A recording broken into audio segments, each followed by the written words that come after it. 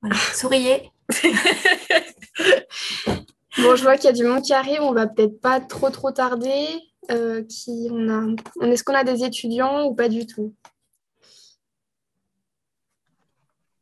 On verra bien. Tu peux descendre un peu. Gabriel. Ah, ouais, ça leur sera envoyé. Ouais. Ok. Ah bah il y a Sarah. Bonjour Sarah. Bonjour Sarah. Oui, bonjour. Merci beaucoup d'être avec nous. Pas de problème. J'ai pas une super bonne connexion là où je suis, mais c'est bon. Pas de souci, on attendait un peu que tout le monde arrive là, donc on n'a pas commencé, il n'y a pas de problème. Bon, bah parfait. On va attendre à peu près vers les 35. On va Le démarrer à temps que tout le monde 35. arrive, ouais. On laisse arriver les personnes petit à petit. Hop. Est-ce que vous voyez bien les trucs? Bon. Alors pour ceux qui viennent d'arriver, n'hésitez pas à écrire sur le chat, enfin, d'où est-ce que vous venez, si, voilà, de quelle promotion, une diplomation, et voilà, tout ce que vous voulez. N'hésitez vraiment pas. On est là pour échanger.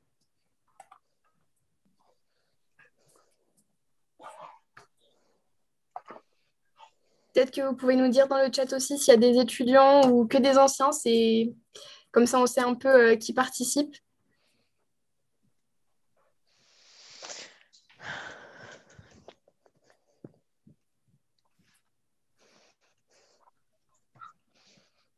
Je sais pas si c'est. Ouais.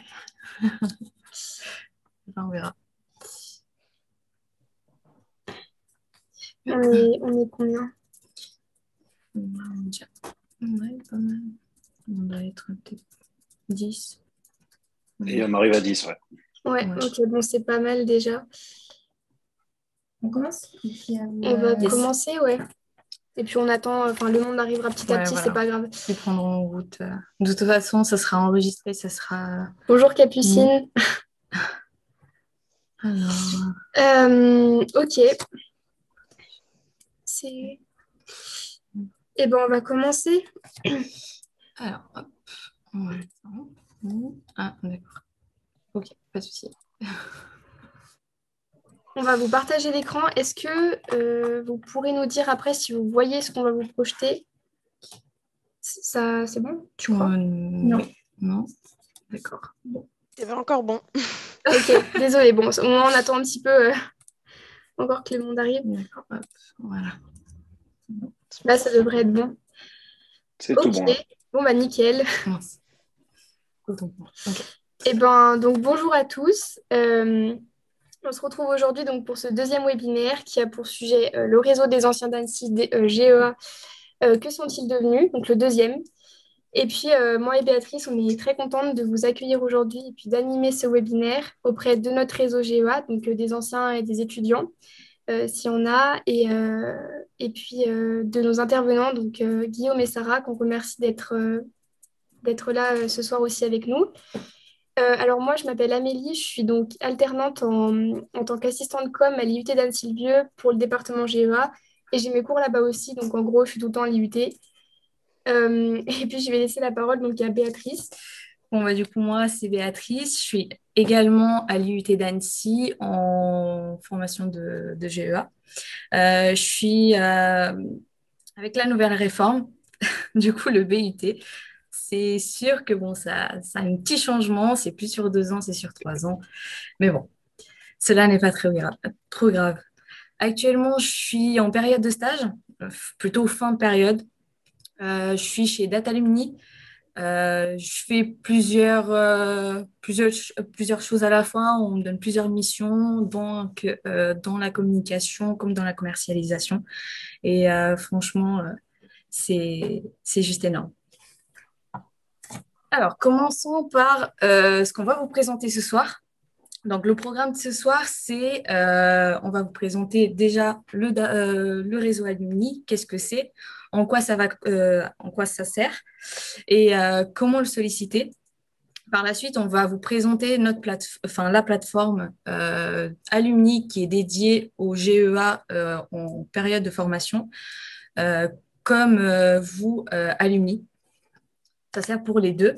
Et pour finir, on va donner la parole à nos deux intervenants, Guillaume et Sarah, qui vont présenter à leur tour leur parcours professionnel comme académique.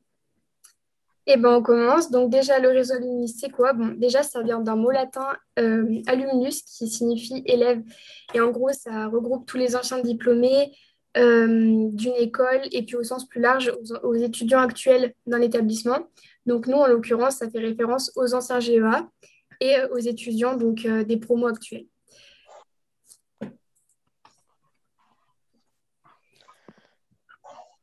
Pardon. Merci Amélie. Alors, le pourquoi est-ce important d'entretenir son réseau?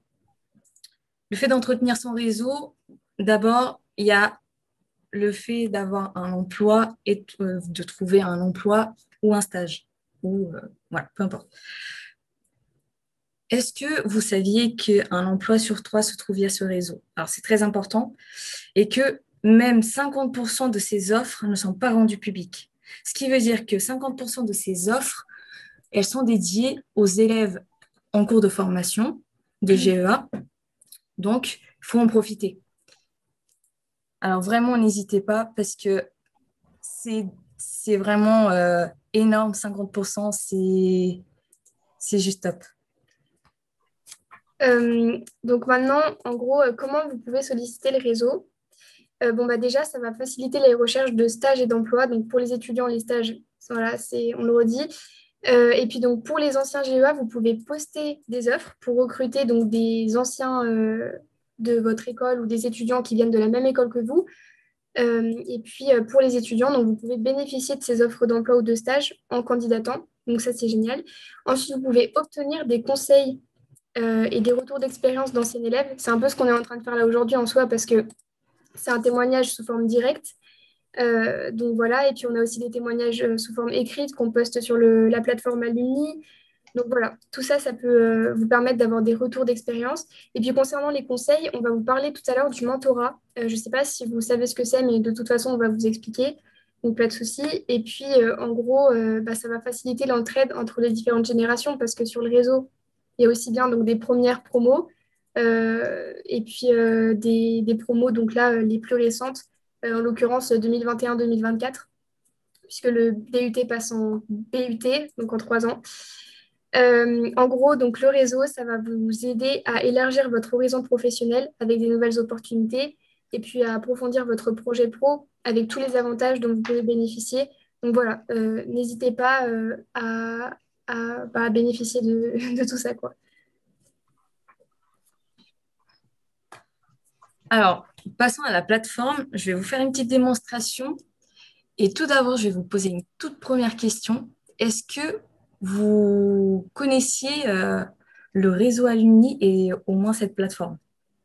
Vous pouvez prendre la parole si vous le souhaitez, sinon écrivez sur le chat.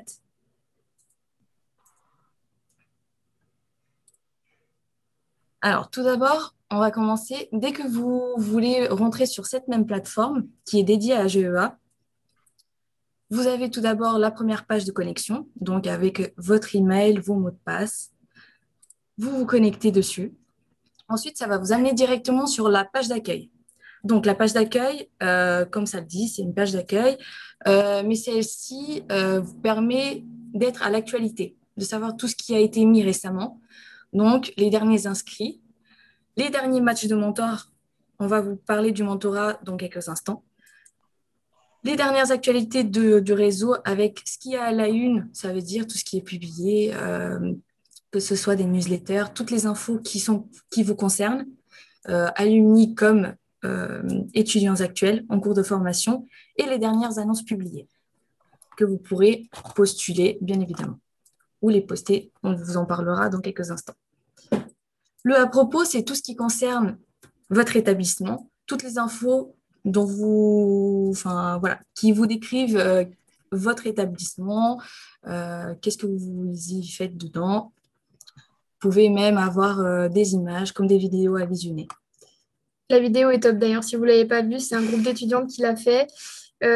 Ça présente un peu les locaux GEA, donc ça vous fera des petits souvenirs, donc n'hésitez pas à la regarder.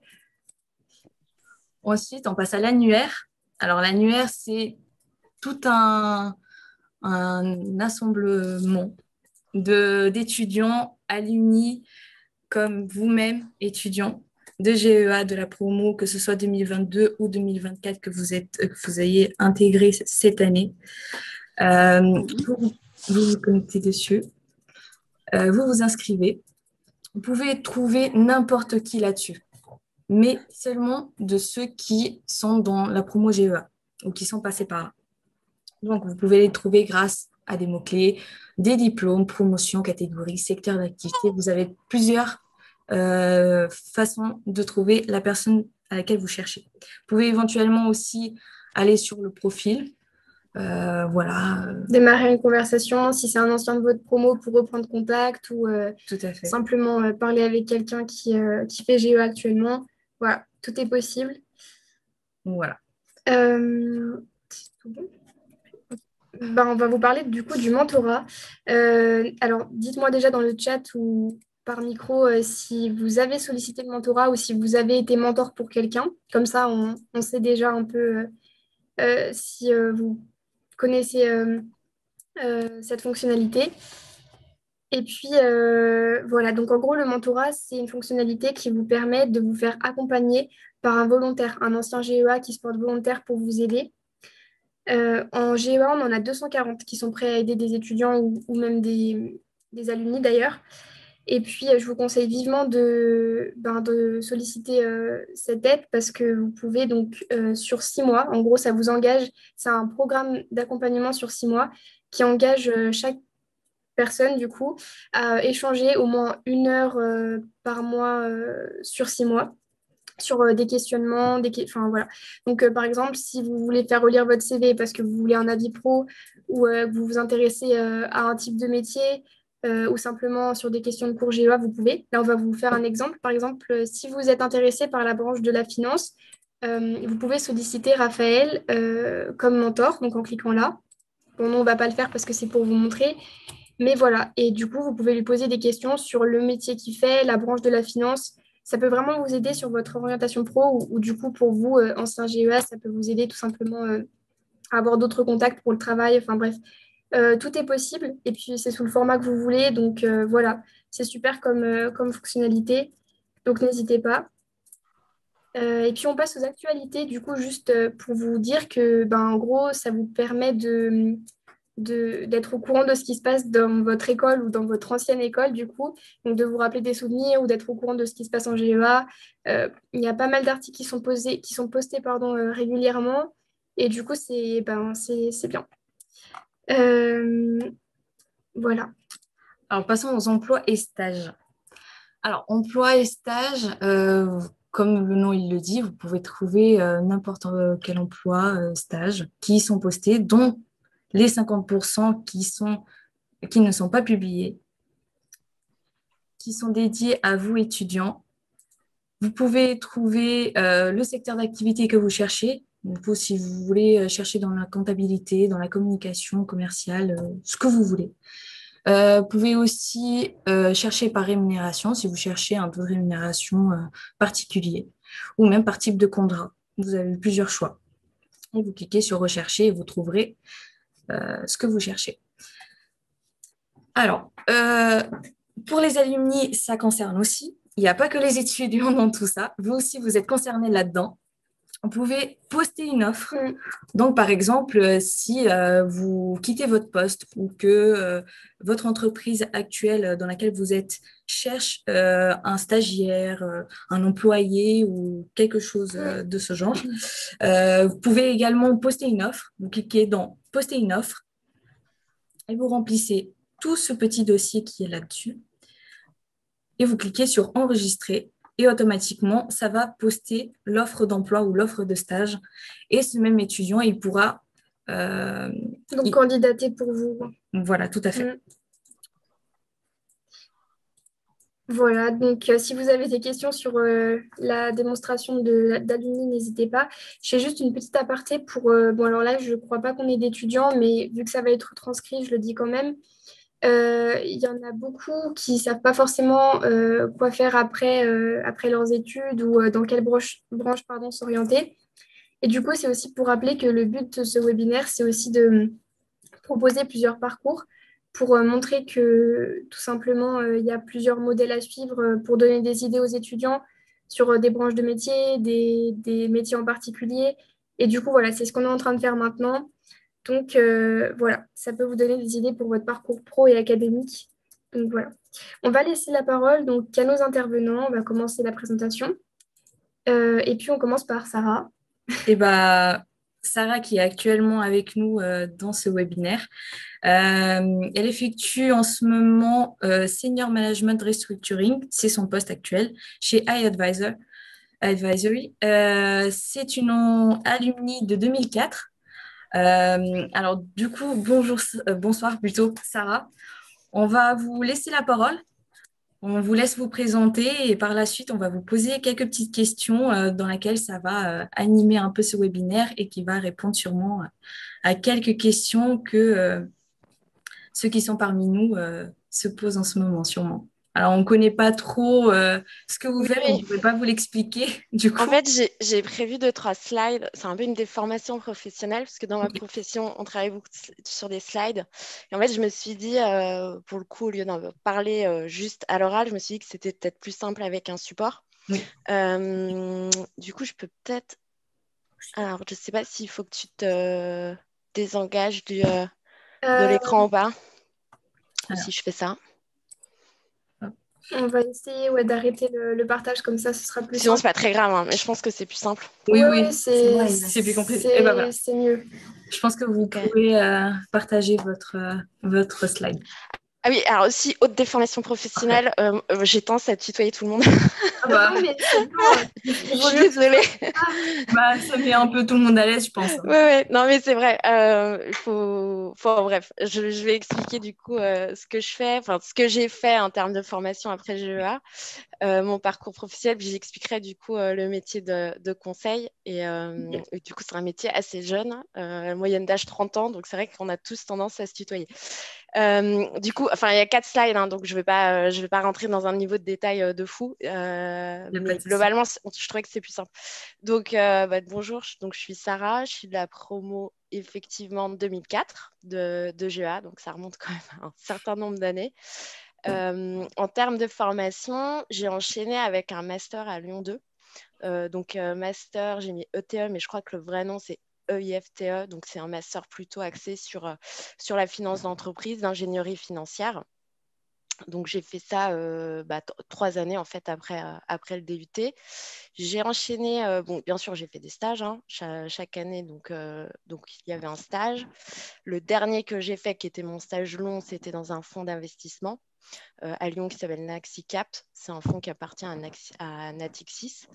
Et après, en fait, dans le cadre... Pourquoi je parle de ça? Parce que c'est assez important et c'est ce qui a orienté mon choix après de faire du conseil en restructuring. Du coup, après, dans le cadre de ce stage, donc en fonds d'investissement, donc le fonds a des participations, donc investi dans des entreprises en minoritaire, c'est-à-dire qu'il a moins de 50% du capital. Et donc, il investit et il suit donc la vie de cette entreprise pendant généralement 4 à 5 ans, avec l'objectif, bien sûr, d'avoir un retour sur investissement qui soit très favorable. Et pour différentes raisons, il peut y arriver que ces entreprises se retrouvent dans une situation de sous-performance, voire en très grande difficulté. Et par conséquent, alors il y a différentes voies possibles, j'y reviendrai, etc.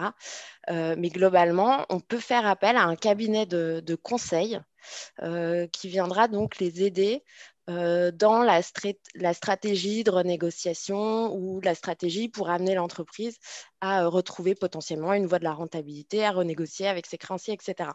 Donc, c'est dans ce cadre-là que j'ai découvert le métier du conseil en restructuring.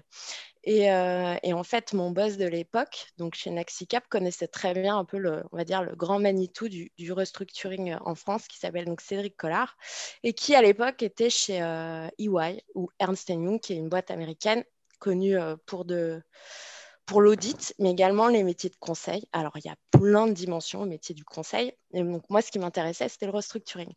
Donc, je suis rentrée dans cette société en 2008. Et en fait, ce qui s'est passé en 2008, c'était la crise des subprimes. Donc, je suis arrivée au entre guillemets, excusez-moi, mais le meilleur moment pour faire du restructuring, parce qu'il y a eu énormément de dommages collatéraux pour un certain nombre d'entreprises en France. Et donc, j'ai démarré chez EY. Et après, par la force des choses, j'ai rejoint un cabinet qui a été fondé notamment par ce boss qui est parti monter son cabinet, qui s'appelle Eight Advisory. Alors, c'est un nom anglo-saxon, mais c'est une boîte à la base franco-française. Voilà. Du coup, bon, après, sur la slide, entre guillemets, on s'en fout. C'est ce que c'est ce que je fais. C'est mes références. D'ailleurs, j'ai pas mis plein écran. C'est peut-être mieux. Donc, c'est mieux. Désolée, il fallait me le dire. J'étais partie dans mon histoire. Du coup, c'est quoi Eight Advisory? Donc, Eight Advisory, à la différence d'une société comme Ernst Young qui fait de l'audit, donc c'est de l'audit légal, on vérifie les comptes, on tamponne les comptes, et il y a aussi du conseil, c'est-à-dire une entreprise a une problématique, on fait appel à des consultants spécialisés dans ces problématiques pour aider à résoudre ces problèmes, trouver des solutions, aider à la réflexion. Et bien, Eight Advisory, il n'y a pas d'audit. Ça, c'est important. Il n'y a pas d'audit, c'est que du conseil. Donc, c'est des associés qui étaient donc dans cette boîte américaine, Ernst Young, qui ont fondé Eight Advisory. Et donc, aujourd'hui, Eight Advisory, c'est une boîte qui a à peu près 10 ans. Donc, c'est quand même une boîte très récente et qui a eu une croissance fulgurante. Donc, c'est plus de 60 associés. Donc, des associés, c'est des gens qui détiennent une part du capital du cabinet. Donc, c'est environ 60 associés, 500 professionnels, 500 collaborateurs. Donc, j'en fais partie. Plus de 100 millions de chiffre d'affaires. Et en termes de présence, donc le bureau historique, c'est le bureau parisien. Donc, c'est là où je me situe. Et donc, ils ont développé en fait les implantations du cabinet, aussi bien en France, à travers des implantations régionales. Alors, il y a Lyon, il y a Nantes, Marseille, Rennes et vraisemblablement, ils ouvriront peut-être un bureau à Bordeaux, etc. Et surtout en Europe, à Londres, Bruxelles, Munich, Zurich, Amsterdam, Hambourg. Et après, on est présent dans d'autres pays. Bon, ça, c'est un peu pour le marketing, hein. Mais c'est plus des partenariats que vraiment des implantations. C'est des partenariats avec d'autres cabinets de conseil. Donc, Eight Advisory, c'est du conseil, 500 salariés et voilà, une croissance assez fulgurante. Je ne vais pas rentrer dans tous les détails, etc. Ce qu'il faut retenir, c'est qu'il y a, ce que je vous ai dit, plusieurs problématiques. En fait, une société peut être vendue, une société peut être évaluée, combien elle coûte, ou une société peut avoir des sujets de transformation ou quoi que ce soit. Moi, j'interviens sur la restructuration. Donc, la restructuration, c'est quoi? Donc, c'est une entreprise qui fait face à des difficultés de rentabilité, par exemple, et qui conduit généralement des difficultés de trésorerie. Parce qu'en fait, l'étape ultime pour une société, c'est comme pour un particulier, c'est je n'ai plus de cash en fait. Je ne peux plus payer mes salariés, je ne peux plus payer mes dettes. Je suis dans une situation où c'est extrêmement compliqué. Donc nous, on intervient en fait dans ce contexte-là pour essayer en fait de négocier, de trouver des solutions, de construire des prévisions, de savoir, OK, vous êtes dans une difficulté. Déjà, pourquoi vous êtes en difficulté en fait? Qu'est-ce qui s'est passé? Alors là, c'est très simple, l'explication, c'est le Covid. Hein. C'est quand même 2 années extrêmement compliquées où on a été mis à rude épreuve. Donc voilà, qu'est-ce qui s'est passé? C'est le Covid. OK, mais le Covid vous a coûté combien? Ça m'a coûté tant. OK, donc on fait le point, ça vous a coûté tant. Et du coup, c'est quoi les perspectives d'avenir? Qu'est-ce que vous envisagez sur les 2-3 prochaines années? C'est quoi votre projection en termes de vente? C'est quoi votre projection en termes de rentabilité? Et en gros, quelle est la projection de trésorerie que vous envisagez d'avoir? Donc ça, on les aide à faire ça, parce que généralement, ils ne sont pas très outillés, ils ne savent pas trop comment s'y prendre, etc. Et à partir de ça, donc ça, c'est vraiment le volet très chiffré, on se dit, OK, donc qu'est-ce qu'il faut réussir à avoir pour maintenir l'entreprise en vie, ou en tout cas dans une situation beaucoup moins précaire. Donc, ça, c'est quoi? Je vais négocier avec les personnes qui détiennent les dettes. Donc, c'est qui? C'est les banquiers, c'est l'État, c'est, je sais pas, des fournisseurs stratégiques. Et donc, on va essayer de de présenter un petit peu les perspectives d'avenir de la société, de raconter en fait une histoire et d'essayer de trouver une solution, de mettre tout le monde autour de la table. Nous, on est indépendants. On ne fait que, je dirais, porter la voix de la société, mais on a un rôle d'indépendance, c'est extrêmement important de le noter. Et donc, on est au milieu de tout ça et justement, on raconte l'histoire, on essaye de mettre les chiffres sur la table, de faire des scénarios. Et puis, et voilà. Après, dans le cas où la situation de négociation est difficile, et ben là, on peut se mettre dans des cadres juridiques beaucoup plus forts, sous la protection en fait du tribunal. On ouvre des procédures. En France, il y a des procédures qui permettent de dire, OK, eh ben, c'est simple, on n'arrive pas à se mettre d'accord à l'amiable, c'est compliqué. On ouvre une procédure. Le tribunal va dire, OK, bah, toutes ces dettes, et bah, en gros, on fait un paquet de dettes et vous serez remboursé sur 10 ans, sauf si vous trouvez un accord. Mais il y a des cadres juridiques forts qui permettent de négocier d'une manière beaucoup plus sereine. Donc nous, justement, bah, Ah, Sarah, on vous entend plus. on rendait compte aussi au tribunal, on explique. Donc l'environnement, je vous ai expliqué un peu le cadre d'une manière un peu simple, mais bon, l'objectif, c'est pas rentrer dans un niveau de détail trop fort. Donc en fait, on travaille avec énormément de personnes. Alors vous voyez, 8, on est au niveau du conseil financier stratégique, mais en fait, on travaille bien sûr avec l'entreprise, hein, mais on travaille, on est en lien avec des banquiers, des actionnaires via des fonds d'investissement, l'État. On négocie beaucoup avec l'État, où l'État est un acteur hyper important pour aider à la négociation. Donc, typiquement, dans le cas de la période du Covid, en fait, ce qui s'est passé, c'est qu'on avait beaucoup d'échanges avec l'État sur tous les dispositifs qu'ils ont mis en place pour aider les entreprises. Il y a eu quand même beaucoup de choses, hein. Il y a eu des prêts garantis par l'État, du chômage partiel, des aides diverses et variées. Donc, on a été beaucoup en échange avec eux pour bien comprendre en fait de quoi il s'agissait, pour pouvoir bien les mettre en œuvre dans le cadre des projections avec les entreprises, pour savoir, OK, avec ces aides, est-ce qu'il y a suffisamment, pas suffisamment, etc. Et donc, c'était vraiment hyper important. Et après, il y a donc les tribunaux, je vais vous expliquer. Il y a des avocats, parce que nous, on n'est pas on est très financiers, mais on n'est pas trop bête en droit, mais on n'a pas la prétention de dire qu'on est des spécialistes. Et après, aussi des syndicats, des employés. On peut aller voir des représentants des salariés aussi, au même titre que pour présenter des chiffres. Donc voilà. Bon, là, je pense que voilà, on s'en fout, j'ai un peu expliqué. Et là, j'ai juste mis une slide, mais on ne va pas rentrer trop dans le détail. Mais en fait, j'ai travaillé en fait sur un dossier. J'ai pris Célio comme exemple, parce que Célio, ça parle à tout le monde, hein. Tout le monde connaît Célio. Donc, j'ai travaillé sur Célio. Ça m'a pris plus d'1 an. Donc, en fait, Célio, c'est une boîte déjà qui n'était pas très en forme avant la période du Covid. Parce que c'est quoi? C'est des vêtements. C'est un marché qui est extrêmement concurrentiel. Il y a beaucoup de pression sur les prix, hein. On essaye toujours d'acheter moins cher, en tout cas sur ce segment de marché. C'est un marché où il faut beaucoup investir. C'est un marché où il y a beaucoup de pression sur les prix, des collections toujours plus trendy. Donc, en fait, c'était compliqué pour eux. Donc, ça fait 500 millions d'euros de chiffre d'affaires à peu près, hein. Plus de 600 magasins.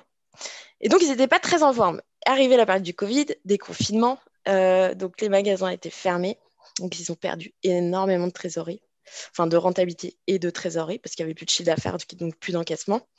Et donc, ils ont ouvert une procédure de sauvegarde. Je vous épargne les détails, mais c'est justement une procédure avec un cadre juridique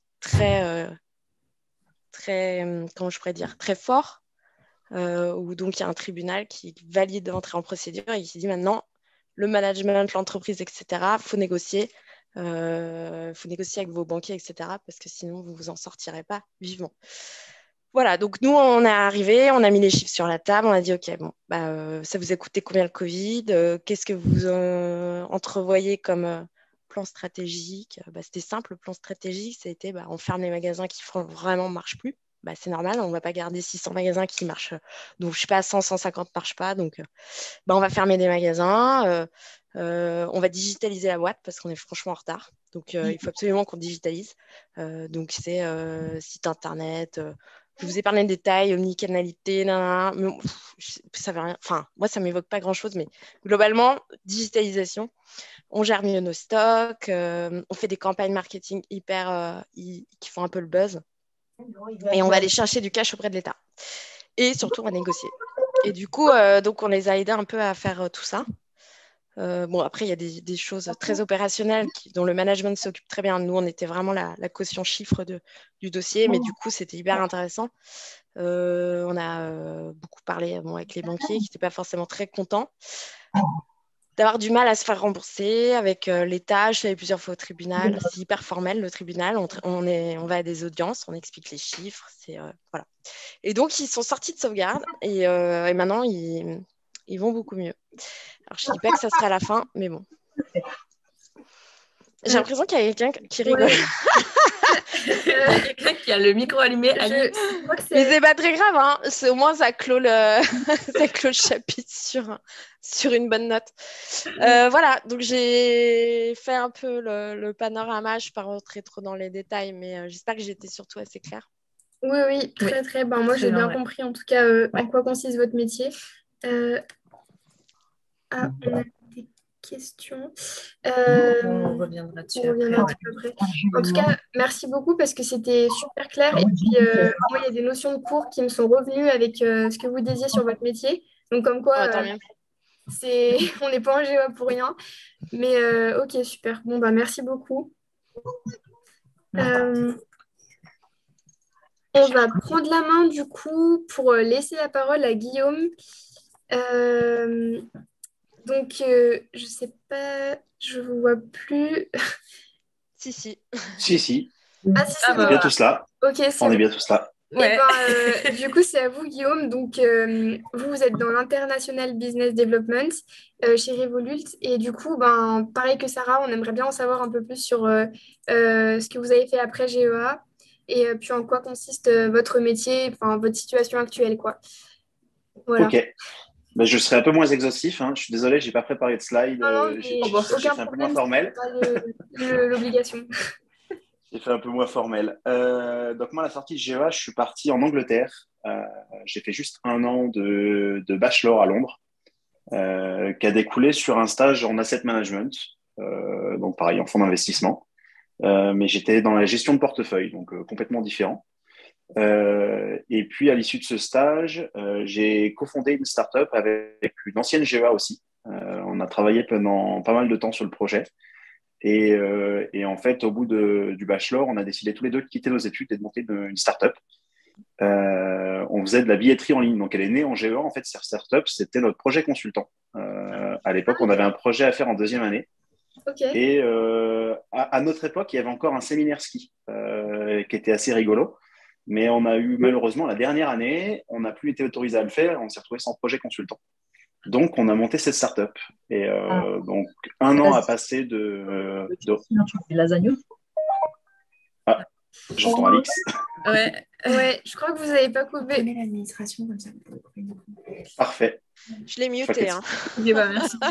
Je ne savais pas qu'on pouvait le faire à distance. Si, merci, du coup, ça. Ouais. Donc j'étais en train d'expliquer qu'on a monté cette startup en fait en GEA, a passé 1 an et on a quitté donc nos études et on est revenu à Annecy aux papeteries pour s'installer pendant, on a fait 2 ans ou 3 ans aux papeteries. D'accord. Voilà un peu le contexte. Est arrivée la crise Covid, on faisait de la billetterie en ligne pour les boîtes de nuit et les clubs de foot globalement, mais quand le Covid est arrivé, pour nous, ça a été moins 100%. En fait, quand on ferme les stades de foot et que nous, on faisait la billetterie, forcément, ça n'a pas été moins 90 ou moins 80%. On n'a pas cherché de cabinet de conseil. On a tout de suite compris que ça ne servait à rien d'insister. Donc, on a tout simplement fermé la société qu'on a liquidée gentiment. Et puis, je suis parti ensuite, je suis retourné dans le fonds d'investissement dans lequel j'étais à la sortie de mon stage.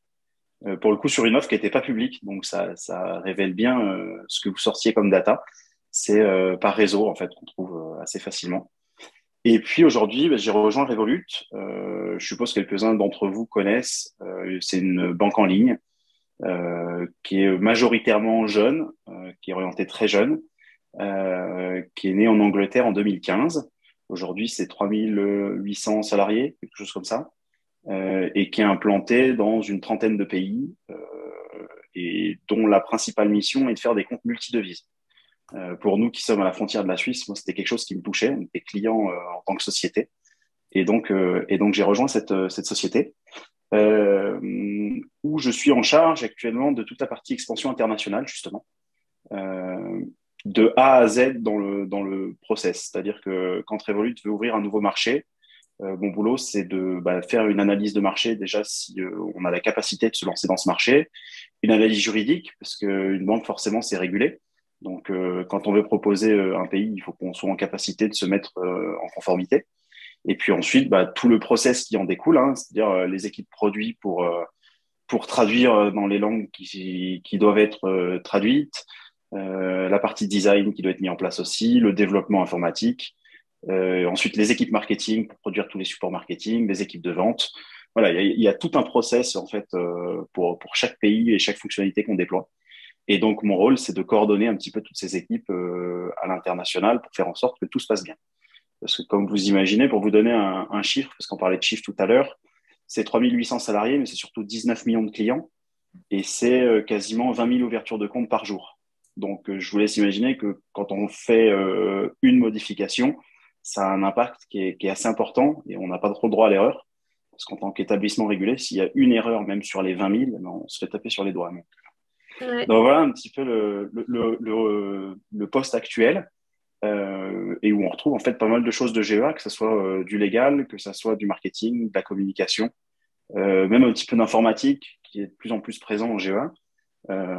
Et voilà un petit peu le parcours que j'ai. J'ai fait moins exhaustif, hein, je suis désolé, Sarah. Non, J'ai fait plus court et condensé. Non, mais en tout cas, ça a bien résumé. Je pense que la plupart, ils ont compris. En tout cas, moi, j'ai bien compris et c'est très intéressant. C'est le principal, alors. Ça peut donner des idées aux étudiants actuels parce que du coup, là, vous touchez un peu à plusieurs domaines entre le légal, le marketing, la com. Donc, Ouais, tout à fait. Ça touche, alors c'est des postes qui sont assez particuliers. Après, il y a des spécialistes évidemment en juridique, des spécialistes en développement, etc. Mais c'est vrai que on a des postes qui sont un petit peu transversaux et on a la chance de pouvoir passer d'un endroit à l'autre. Je passe de Londres à Paris, à New York régulièrement. On peut passer d'une équipe produit à une équipe légale. On a une flexibilité qui est assez intéressante. Et du fait de nos études et d'avoir touché un petit peu à tout, on a cette possibilité-là qui n'est pas donnée à tout le monde. Et on a de la chance d'avoir une formation qui soit assez complète sur ce plan-là. Oui, c'est vrai. On a pas mal de modules différents, donc ça permet de se spécialiser après, quoi. Exactement, ouais. Exactement. Vous auriez un conseil éventuellement à donner aux étudiants actuels, quoi. Même s'ils ne sont pas forcément là, ça va être retranscrit. Ouais. Que ce soit au niveau de ce que vous faites, enfin, au niveau des formations, qu'est-ce que, par exemple, vous auriez bien aimé faire et que vous n'avez pas pu. Enfin... En GEA à ce moment-là ou... Moi, dans le contexte actuel, si je peux me permettre, pour moi, c'est de l'informatique. Toute la partie développement informatique, c'est des choses qui seront de plus en plus présentes. Je ne connais pas la stat exacte, mais je crois qu'il y a une bonne partie des métiers qu'on fera dans 10-15 ans qui n'existent pas encore. Et ça passera beaucoup par l'informatique. Donc, pour moi, c'est un point qu'il faut approfondir. Oui, c'est vrai. Avis totalement personnel, hein, mais... Non, mais c'est vrai. Non, mais c'est vrai. En GEA, il y a des cours d'informatique, mais après, tout dépend du métier qu'on fait. Mais forcément, on en a besoin de toute manière de l'informatique plus tard, quoi. Donc, Et vous, Sarah, vous auriez un conseil par rapport à votre formation GEA, ce que vous faites maintenant pour les étudiants ou quelque chose quelque chose auquel vous pensez Outre le fait de travailler. Non. C'est partiel. Non, je pense, moi j'aurais tendance à dire aussi les langues. Je pense que l'anglais, en fait, je pense que c'est un prérequis, en fait. Enfin, typiquement, moi, j'ai pas fait de semestre à l'étranger ou très peu. Après, j'ai jamais eu un niveau de fou, mais c'était plutôt pas mal. Et là, typiquement, je reprends des cours, hein. Je me mets 1 heure d'anglais par semaine, etc. En fait, ça s'entretient énormément. Donc, je pense que c'est un prérequis. Et le fait de ne pas savoir très bien parler anglais, je pense que c'est un peu handicapant. Oui, c'est vrai, de nos jours, c'est très c'est un handicap, ouais. Parce que peu importe où on va, l'anglais, il faudrait qu'il soit présent. C'est vrai qu'il n'y a pas tous les étudiants qui se mettent ça en tête. Ouais, bah, Un je peu de pense mal à se- que. C'est pas ça, en fait. Et le mot prérequis, je trouve qu'il est bien adapté. C'est en fait, c'est aussi important que le français. Et une langue en plus, c'est mieux. Mais l'anglais est vraiment un Ouais. prérequis, quoi. Mhm. Oui, c'est vrai. Euh, Eh ben, très bien. excusez-nous, on est en train de regarder en même temps les questions dans le chat si, s'il y en a. Euh, vu qu'on a fini votre présentation qui était super intéressante, du coup, enfin moi en tout cas j'ai appris des choses là sur vos métiers que je connaissais pas forcément d'ailleurs. Mm. On va faire une foire aux questions sur ce que vous faites, un domaine d'activité que, enfin bref, s'il y a des questions, n'hésitez pas. Comme on le disait tout à l'heure, soit par voix vocale, quoi, soit par le chat. Euh, donc, il y en a eu là de Lisa. Alors, c'est pas par rapport, pardon, de Laura, désolée.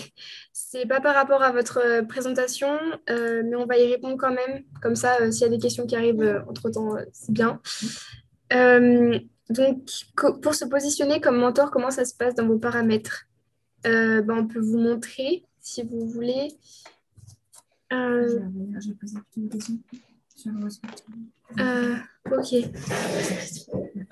Non, mais en gros, ouais. Ouais. Alors moi, je suis à côté des filles, mais j'ai une question. Et du coup, je n'ose pas mettre mon micro, mais je vais parler super fort. Je parle aussi pour le replay, parce que du coup, je vois un petit peu les questions auxquelles se posent les questions. Par rapport au restructuring, donc aujourd'hui, quand les jeunes, ils ont peut-être un peu une image de faut aller se faire les dents en audit et un peu s'offrir en cabinet pendant longtemps pour ensuite monter en grade. Est-ce que voilà, c'est toujours le cas? Est-ce que faut aller faire un Big Four, faut aller faire un master en finance. Est-ce que ça a changé? Alors, c'est vrai, je peux pas parler trop de l'audit et du passage du cabinet formateur. Euh, c'est hyper formateur. Alors, l'audit et le conseil sont des métiers hyper formateurs. Après, l'audit, c'est beaucoup plus standard que le conseil. Donc, si on peut arriver direct en conseil, moi, je le conseille, justement, parce que c'est plus varié qu'un métier comme l'audit. Ça nécessite vraiment de la flexibilité. Les clients, en fait, changent tout le temps. Les secteurs d'activité changent tout le temps. Moi, je travaille pour des boîtes qui font plusieurs milliards à une PME qui fait 100 millions. Donc, en fait, ça demande, outre beaucoup de rigueur, d'implication, etc., beaucoup d'adaptabilité qu'on a beaucoup moins en audit. L'audit, c'est extrêmement standard. C'est un métier qui est légal. Ça répond à des normes.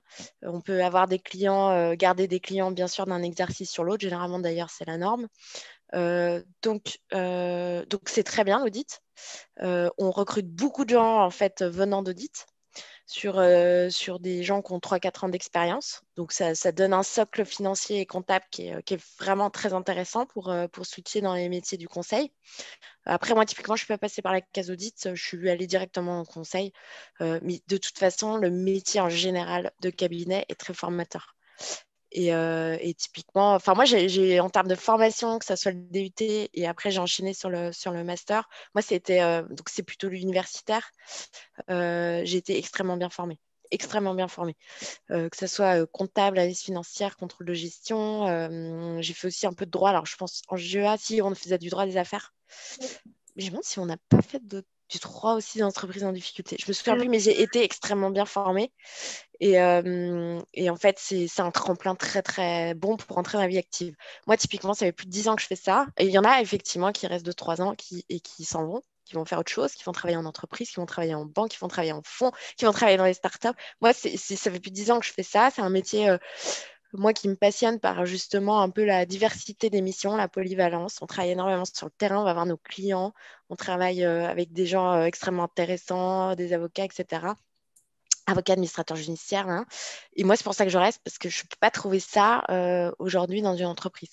Donc, outre l'aspect formateur du métier, moi, je trouve que c'est extrêmement enrichissant d'un point de vue bon, financier, mais aussi humain. On voit énormément de gens. Donc c'est vraiment très bien. Donc oui, Big Four, très très bons. Et puis après, des cabinets comme le nôtre. Il y a des difficultés de recrutement dans vos secteurs? Pas en sortie d'école. Franchement, pas en sortie d'école. Après, nous recrutons bac+5. Plutôt, alors, c'est plutôt école de commerce. Hein. Ils adorent les écoles de commerce. Mais en fait, les universités, quand même, pas mal. Parce que c'est des très bons profils, quand même. C'est beaucoup plus technique, je trouve. Les difficultés de recrutement, donc non, pas en jeunes diplômés. On n'a pas trop de problèmes, des très bons profils. Après, à fidéliser hein, sur la durée, parce que le but, c'est quand même de garder les gens. Là, on a du mal, c'est sur je dirais, sur les 3-4 ans d'expérience. C'est-à-dire que justement, on a besoin de renouveler la pyramide parce qu'il y a un turnover quand même qui se fait sur des grades de. Alors, nous, c'est senior. Hein, c'est après 2-3 ans d'expérience, on devient senior. Et là, donc, il y a un turnover qui se fait, donc ça creuse un peu la pyramide et il faut qu'on renouvelle cette pyramide pour justement gérer les passages de manager, etc. Et là, c'est un peu plus compliqué. Et je ne sais pas où vont les gens. Moi, ça reste un mystère pour moi. Où vont les gens après l'audit ou je ne sais où. Mais je pense qu'il y a un côté où ils ont, excusez-moi du terme, ça les. Attendez, non, je ne vais pas employer ce terme. Ça les ennuie de venir en cabinet. Ils veulent, en fait, ils veulent peut-être plus aller en entreprise, peut-être avoir ce que je comprends, mais un équilibre vie pro, vie perso. Moi, j'ai totalement un équilibre vie pro, vie perso. Je suis hyper épanouie, je travaille pas jusqu'à point d'heure. Mais il n'empêche que c'est exigeant comme métier. Hein. Donc, ça demande de la souplesse des clients qui sont capables de nous appeler à 20h, etc. Donc, c'est l'intérêt du métier fait qu'il y a quand même aussi des contraintes. Et peut-être les gens ont envie d'avoir quelque chose de plus plan-plan, je ne sais pas. Ou d'aller en start-up ou des choses qui sont aussi à la fois très, très dynamiques. Je ne sais pas. Mais oui, problème de recrutement. Et Guillaume, du coup, tu vois, qui a monté ta boîte et qui a connu un petit échec, est-ce que de ce point de vue-là, parce qu'en fait, il y a plein de jeunes qui veulent lancer leur boîte, c'est un peu paillettes dans les yeux, on a tous envie d'être entrepreneurs. Ouais. Sur le côté entrepreneur, est-ce que peut-être tu as des conseils aussi à donner sur cette partie-là? Franchement, moi, il y a une partie en fait qui me fait pas regretter, c'est que j'ai au final qu'un bac+3, j'ai jamais eu de master. Et que cette expérience startup, d'avoir monté une boîte, on a levé 600 000 euros. On a quand même fait 5 ans à se bouger. On a découvert pas mal de choses. On a découvert beaucoup d'aspects avec certaines entreprises qu'on pensait pas aborder. Et au final, l'expérience que j'en retire moi, c'est un échec sur le plan financier et corporate, je dirais. Maintenant, à titre personnel, il faut juste savoir tirer le positif et au final, il n'y a que du positif à tirer de ça. Une boîte, on la plante et puis voilà, et puis ça repart derrière. L'important, c'est qu'on ressorte grandi en ayant appris des choses. Et je rejoins Sarah sur ce point-là. Il y a l'aspect financier et corporate, mais il y a l'aspect où on apprend plein de choses et au final, c'est ce qui fait l'intérêt d'un métier. Il ne faut pas le choisir pour le financier, il ne faut pas le choisir pour le prestige ou quoi que ce soit. À la fin, ce qui compte, c'est que vous vous amusiez. Et moi, actuellement, c'est à 200% ce que je fais. Je sors du boulot le soir, je me suis amusé toute la journée. Et à la fin, je pense que ça n'a pas de prix. C'est ce qu'on voudrait tous, enfin, le but à atteindre, quoi. C'est pour ça que voilà, l'entrepreneuriat, c'est pas tout beau. En effet, c'est à la mode, hein, tout le monde veut se lancer, etc. Déjà, il y a une différence entre se lancer tout seul et notamment dans les métiers du conseil. Hein, il y a pas mal de personnes qui se lancent tout seul en disant je peux conseiller les gens, il n'y a pas de problème. Il y en a qui vont lancer leur boutique en ligne en disant je peux lancer ma boutique en ligne tout seul, c'est une chose. Employer des gens, gérer tous les aspects légaux et sociaux, d'avoir des salariés, tous les aspects management, etc. C'est autre chose. Et honnêtement, à la sortie de GEA à 20 ans, ça s'invente pas. Donc, moi, je sais reconnaître que c'est une chose qu'on n'a pas su gérer. Voilà, il faut juste, on apprend à être humble quand on monte une boîte. C'est une bonne chose. Très bien. C'est vrai. S'il y a des étudiants qui écoutent la visio une prochaine fois, au moins ils retiendront ce point-là s'ils veulent lancer leur boîte. D'être humble. D'être humble, le mot. Non, après, il faut pas que ça freine les gens non plus. Je veux dire, c'est une super expérience et que personne n'ait peur de se lancer là-dedans. Tout le monde peut réussir. Oui, c'est vrai. L'avantage, c'est que tout le monde peut réussir dans n'importe quel domaine. Et vous êtes comment on appelle ça, le seul élément de réussite de votre entreprise. Et vous êtes aussi le seul élément d'échec. C'est-à-dire que quand on réussit tout seul, ben, on sait pourquoi on a réussi. Et quand on se plante, ben, on peut s'en vouloir qu'à nous-mêmes. Au moins, on blâme personne. Ça, C'est le point positif. C'est ça, c'est l'un des avantages, ouais. Et Est-ce qu'il y a d'autres questions dans les personnes qui participent à la visio, qui nous écoutent? Pour moi, c'est tout bon. Ouais. Je voulais juste savoir, Sarah, pendant votre master, c'était quoi vos matières principales qui étaient enseignées vous vous souvenez ou pas du tout? Je me souviens surtout de ma dernière année. J'avais de l'évaluation. J'avais quoi d'autre? J'avais beaucoup de droit. J'avais des gros modules de droit. Alors là, pour le coup, droits des entreprises en difficulté. Ouais. J'ai de la FISCA. J'avais pas ça. Ouais. Ah oui, la fiscale est En GEA, ouais, on a aussi. Ouais, je me souviens très matière-là. très bien de la FISCA en GEA. Bah, ça continue malheureusement. Oui. Heureusement pour moi, je suis pas trop là-dedans. Mais ouais, droit social, droits des entreprises. Bon, il y a un gros module de droit, éval. Et je pense, après tout ce qui est contrôle de G, Ouais. je sais plus comment ils appelaient ça, quoi. Oui, Diagnostic financier, mais vraiment. Ah si, il y a de la compta, mais la compta, ça ne s'arrête Ouais. jamais. Oui. On aime tellement ça. On commence en GEA et puis on finit. Non, mais trêve de plaisanterie. Enfin, en fait, la compta, moi, j'enregistre pas des écritures comptables ou quoi que ce soit, mais c'est hyper. En fait, ça me sert quand même dans mon quotidien pour comprendre en fait certains flux. En fait, c'est la base, c'est ce que je dis beaucoup à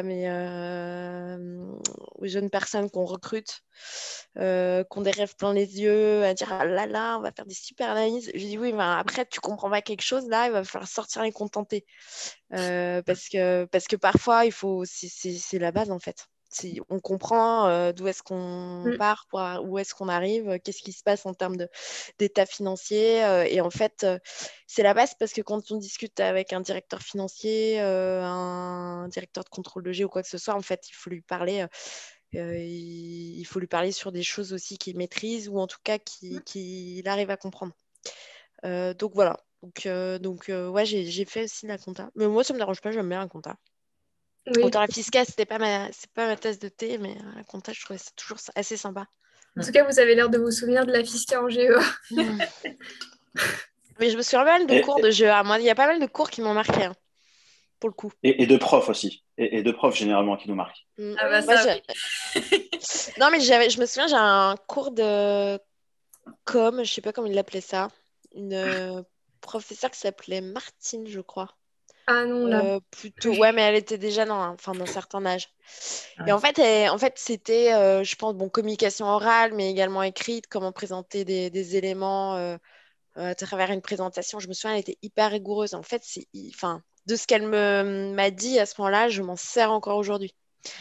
De choses, voilà, comment on structure des propos, on fait passer des messages, comme on est rigoureux dans ce qu'on écrit, ça, c'est hyper important.